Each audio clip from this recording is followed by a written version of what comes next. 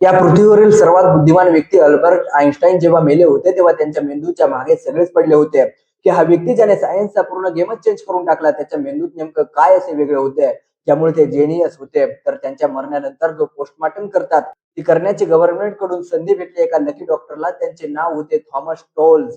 त्यांनी पोस्टमॉर्टमच्या वेळेस आइन्स्टाईनच्या मेंदूला डोक्यातून काढून घेतले. तसे पण त्यांच्या बॉडीला दफन करताना कोणी चेक थोडी करेल, की मेंदू आहे का नाही. कोणाच्याही परमिशन शिवाय म्हणजे चोरी केले. 40 वर्षांनंतर त्या मेंदूवर रिसर्च केली गेली. 1990 मध्ये पूर्ण रिपोर्ट आले. ते मेले होते 1955 मध्ये.